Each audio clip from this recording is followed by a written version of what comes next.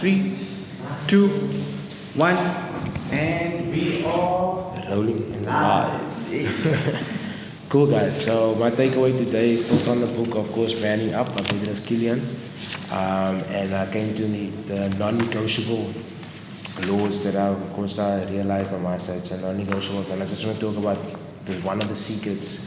Secret number 3, non-negotiable, is adding value constantly. So basically for yourself, ask yourself the question, what can you do to add value to a person, situation, business, or any problem? Ask yourself another 2 questions. Will you be the value extractor or the value adder? Ask yourself another question. What can you do for me, or what can you do for you? On top of that question that you asked. So once again, will you be a value extractor or value adder? So Peter Killian talks about people that is a value extractor. They're always looking for the outcome to come towards them. Instead of adding value, adding this, giving more all the time, which in return, abundance will come back to you. So he talks about different mindsets towards this. So of course the second mindset is people that falsely assume that others have a greater control over their success than they themselves have. Abundance mindset is an individual that believes that there is more than enough for everyone, and that there is more value you add and you can get in return, and they are not selfish at all. They are generally getting a high of happiness and being helped by others, seeing people achieve and accomplish whatever they put their minds to. Then you get also the abundance mindset, people that help connect, truly care, and demonstrate their care through actions, not just words. Their motivational and adding value is not just gained, but often the outcome is what they give more than is what is expected. So add value to others. You'll always get back value to yourself. It is simple. Always give. That's another rule we learned from Papa G also. Another rule that is always powerful. So in a sense of understanding is, once again, ask yourself the question, are you a person that is a value extractor looking for abundance to come back to you? If I give you this, what are you going to give me? No, or you're going to think in the aspect of, what more can I give you? What more can I give you? How more can I help you? And in return, you are going to feel so much better. That is my biggest takeaway for today. Okay. My takeaway, it's on the book Girl Stop Apologizing by Rachel Hollis. And today it's on Don't Be Afraid of Failure. So be afraid of not trying at all. Be afraid of not trying and never achieving anything because you didn't actually go for it, you know. Life is always going to be a battle. Like, we're always going to go through difficulty, and we're always going to go through some struggles and obstacles in our life. Like, we know that's like inevitable. So just work on improving along the way. Like, if you don't have it right, like at that point, at least work on improving it as you go along. Because and I like what they mentioned in this book. Everything we want to do, it's already been done, man. Like, it's already been done by somebody. So, I mean, that's like just a reflection for us to look into it and see, okay, I can make this moves, I can make that moves. And so, yeah, a dream is way, and she says it in this book, and she talks about truth bombs. So a dream is way more powerful than an excuse. How long are you going to be willing to be humble and not become better, and like just not go for it, man? The best, and this is something from the Chinese proverb, and I actually made the same connection. Well, what's the guy's name? The book that I read previously, the one that you were reading, like Robin Sharma, he says this exact quote. He also quotes it in the book. The best time to plant a tree is 20 years ago, but the second best time to plant a tree it's now. So she says in this book, put your shoes on, just go, like get the start, just start, show up for the race, and stop talking yourself out of doing something, basically. So that was my big takeout. Nice. Cool. Okay, my takeaway is nothing fails like success. So that's quite ironic, but it's true. Nothing fails like success. So it speaks about how vulnerable you are when you are your most successful, because when you are your most successful, you actually become quite complacent and also arrogant. That's also part of when you are becoming successful. So people become successful, they stop innovating, they stop working hard, stop taking risks, and begin to rest on their laurels. So what does that mean? Is again, you become complacent. You feel like, okay, you did so well, you are where you want to be, and you kind of just stop there.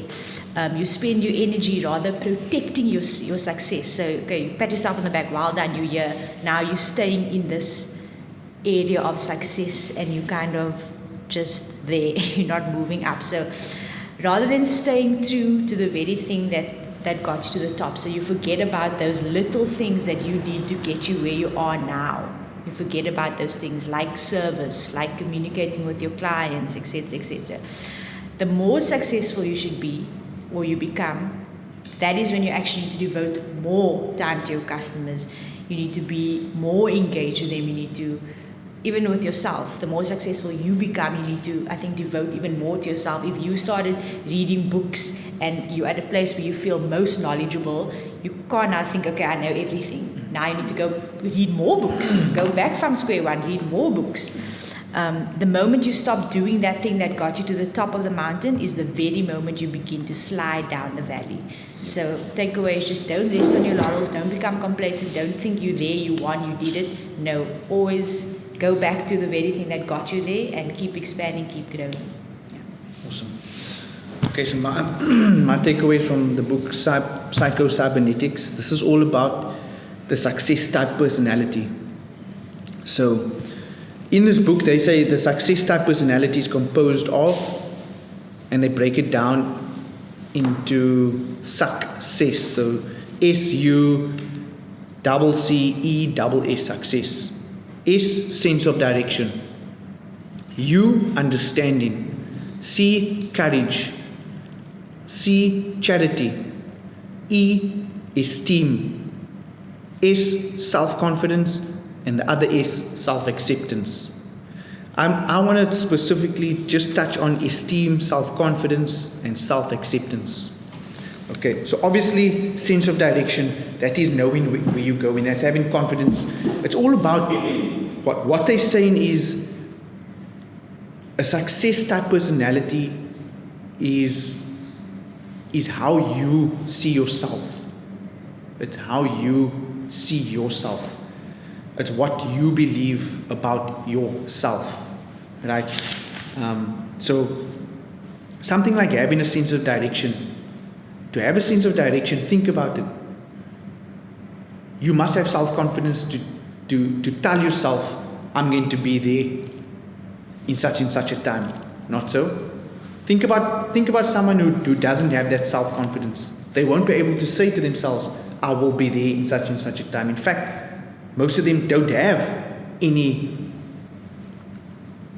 direction at all. I mean, we know it. It's common amongst people that there is no sense of any direction. So again, it boils down to self-confidence. I mean, your personality. What type of personality are you? That success type of person, right? And then we come to understanding. But I want to touch on esteem, and I want to touch on the last two S's. So esteem. I just want to read some things that I highlighted, which I thought stood out for me. Esteem. Of all the traps and pitfalls in life, self-disesteem. So that's not having self-esteem. Disesteem is the deadliest and the hardest to overcome. For it is the pit designed and dug by our own hands, For it is the pit designed and dug by our own hands, summed up in the phrase, it's no use, I can't do it. Think about friends, think about family, think about people around you who you've heard say, it's no use, I can't do it. Think about your kids, my kids, who I do not allow to say those things. Think about your kids, your cousins, your nephews. How many times have you heard kids say that I can't do it? And we as adults allow them to say, use those words and speak that words to themselves. Okay? Because we ourselves have a low self-esteem.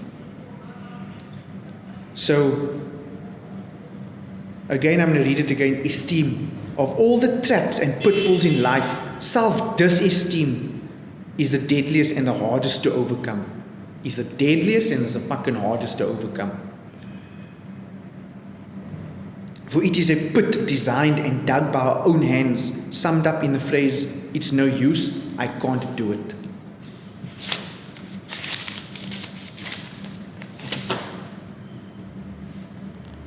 Did not the same Creator make man? Is not man himself the most marvelous creation of all? This appreciation of your own worth is not egotism unless you assume that you made yourself and should take some of the credit. Do not downgrade the product merely because you haven't used it correctly. Don't downgrade yourself because you haven't used yourself correctly. You haven't used God, your esteem, your self-esteem, your self-positivity correctly. Don't childishly blame the product for your own errors. Remember I spoke about this yesterday. Like the schoolboy who said, this typewriter can't spell.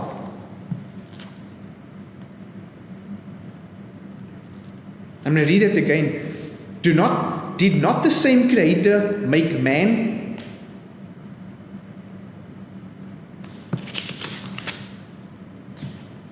Let's read it from here quickly. The word esteem literally means to appreciate the worth of. Why do men stand in awe of the stars and the moon, the immensity of the sea, the beauty of a flower or a sunset, and at the same time downgrade themselves? Did not the same Creator make man? Is not man himself the most marvelous creation of all? You. This appreciation of your own worth is not egotism unless you assume that you made yourself and should take some of the credit. Do not downgrade the product merely because you haven't used it correctly. Don't childishly blame the product for your own errors like the schoolboy who says the typewriter can't spell. Now move on to self-confidence. It is literally true that success breeds success. Confidence is built upon an experience of success. Small little successes, small wins. If mere repetition were the answer to improved skill, his practice should make him more expert at missing, since that is what he has practiced most. If mere repetition were the answer to improved skill, his practice should make him more expert at missing, since that is what he has practiced most. Yet, what do most of us do? We destroy our self-confidence by remembering past failures and forgetting all about our past successes. Like Coach Nico, bro, you have succeeded in so many ways. Like, in so many ways. And no one should be putting no one down. No one. It's positivity only. There we have that sign. Fuck your negativity, fuck off, out of here. No one should be putting anyone down. We see successes in each other, right? We see it, and we should be pushing and reminding each other about our successes. We not only remember failures, we impress them on our minds with emotion. We condemn ourselves We flay ourselves with shame and remorse. Both are highly egotistical, self-centered emotions, and self-confidence disappears completely. Obviously.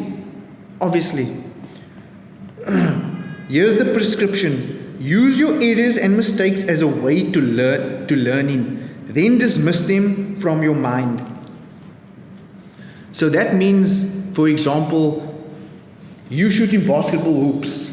You must sin, okay? The more you do it, you start learning a technique with your hand. You start learning a flick of, you start automatically learning what type of effort you should be giving, what type of flick you should be giving. It's the same like any other skill, right? You learn from your mistakes. We're going to learn now from going in to boot camp on the 29th. We're going to learn. This could be a complete disaster. But does that mean we're going to be a disaster?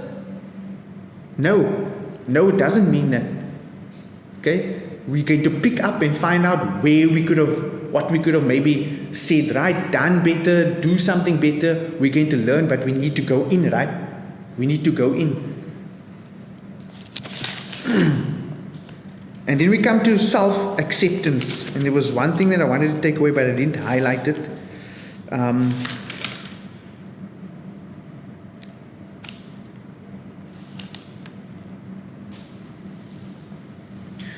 There's no real success or genuine happiness is possible until a person gains some degree of self-acceptance. The most miserable and tortured people in the world are those who continually straining and striving to convince themselves and others that they are something other than what they basically are. And there is no relief and satisfaction like that comes when one finally gives up the shams and pretenses and is willing to be himself. Success which comes from self-expression often eludes those who strive and strain to be somebody, and often comes almost in its own accord when a person becomes willing to relax and be himself. Basically, self-acceptance is not trying to be someone else. Self-acceptance is driving in your shitty car, knowing your goal. Not getting yourself a perfecto car and you can't afford it because you want to impress someone else or some other people. You start living in that person, you start pretending in front of people to be someone that you're actually not. And that becomes so destructive because it takes more energy to pretend to be a perfect self when your actual self, and they speak about it, is not that person. So you're using more energy trying to be someone that you're not. And it burns up so much energy. And they actually say it here somewhere.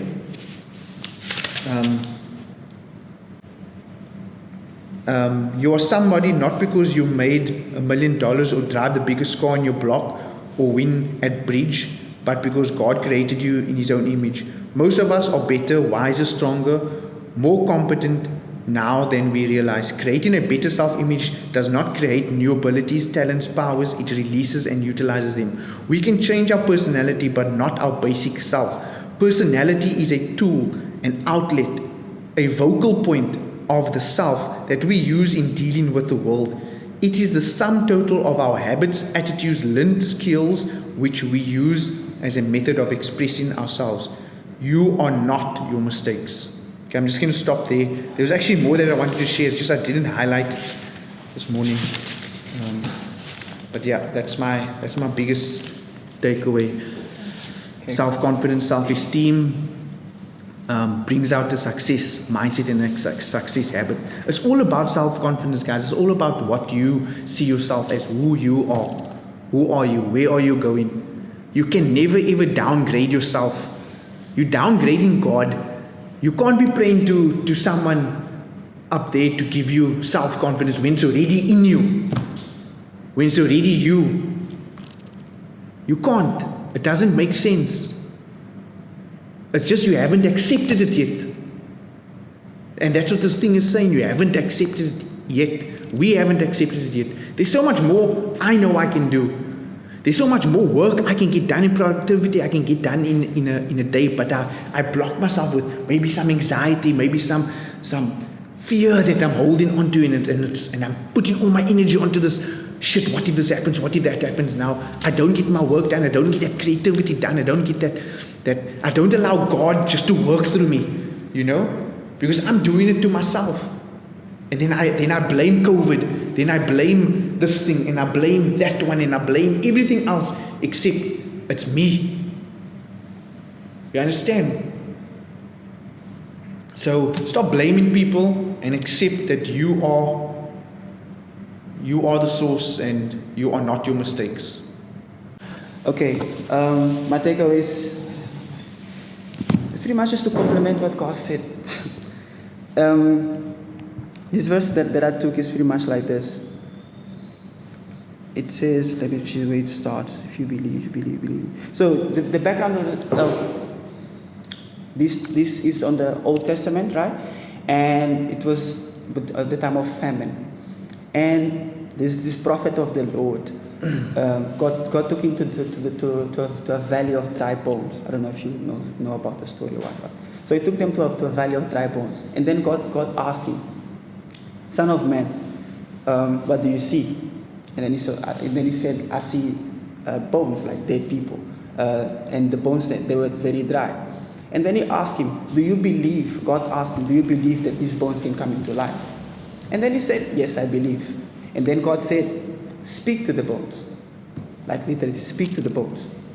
And then he spoke, bones come to life. Something like this.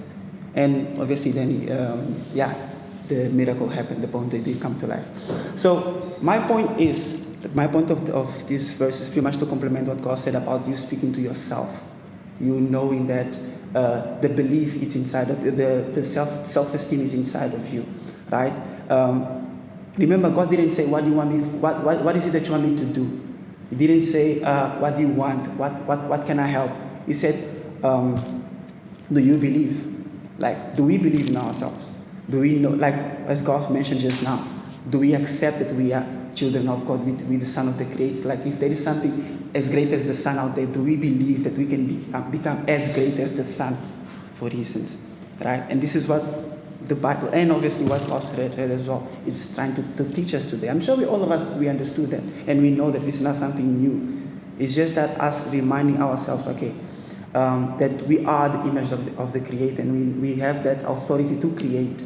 It's our God-given authority. It's already in us. It's not embedded. It's not something that you go buy in the shop. It's not something that you learn at school. It's already in you. It's something that, okay, you just need to answer that simple question. Do you believe in yourself? Do you believe that you can do it? Do you believe that you can grow a facility? Do you believe that you can have a massive house, for instance? You believe that you can get married at this time? You can believe. Do you believe in such things? Do you believe in yourself, in other words?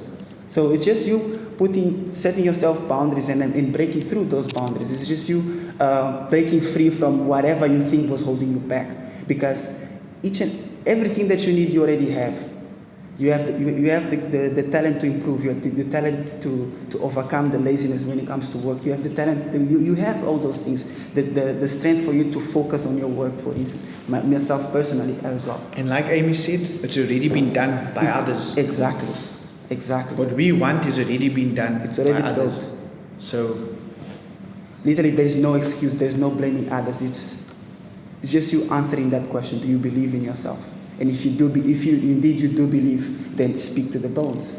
Speak to yourself. In other words, speak to yourself. Like, okay, I need to get this done, and I'm gonna get it done. Like what I was speaking to God yesterday. I told him, Coach, I want to be successful. And he told me, don't say that. You are successful. Say that. I mean, we all know that as well. And that is true. It's me telling myself that I am successful because I am successful already. You see. So, just to complement what God said, I don't know why our takeaways are always going like this nowadays. But anyways, that's pretty much my takeaway. awesome. Okay, so I'm still on the start with why. This part of the book is quite lengthy, but I'm going to take away my takeaway from today. So this is not an opinion, this is biology.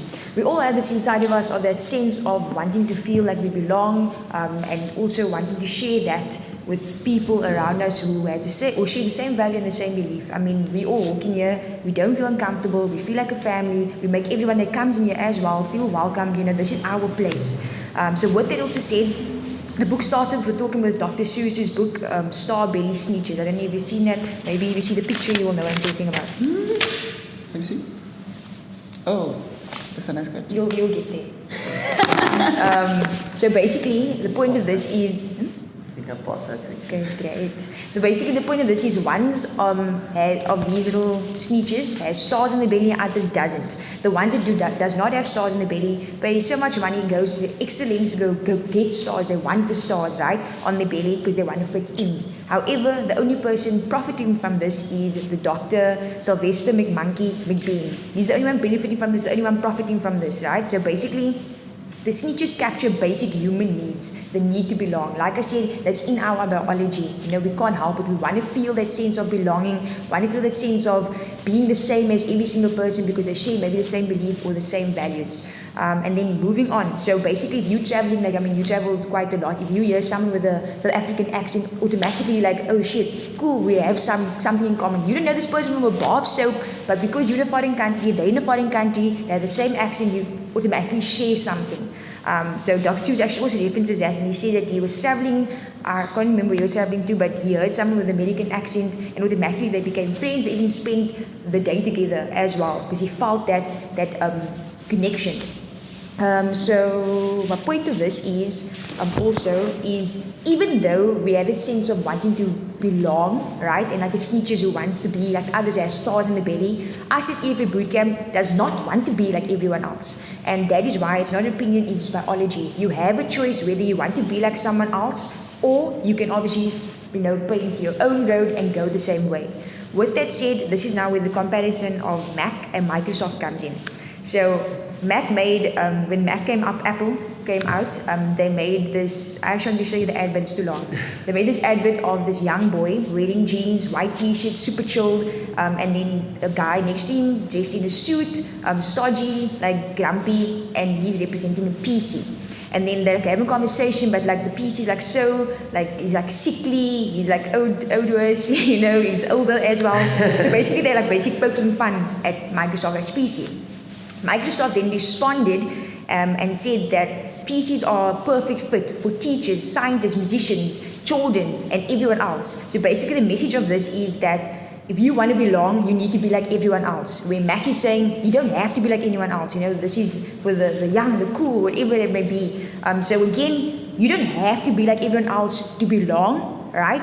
But you want to be surrounded by people who share the same values and beliefs as we do, as you do. And I'm talking as we because I'm talking about us over here. That is why we're here. We're not in corporate because we don't want to be like robots and like everyone else. We're here as EFF Bootcamp, breaking the boundaries, opening up and Corona is still happening, We're breaking those boundaries, not being like everyone else. So it's just awesome to be surrounded by people sharing the same beliefs, and like also God was saying, having that self-esteem. If you have that self-esteem inside of you, you don't have the need to want to be like someone else, because they are better than you, or you're looking at the life that they show you on the internet that isn't necessarily the truth. So anyway, it's like all over the place, but it all came together, is just believing in yourself, knowing what your values are, why you initially came in the first place.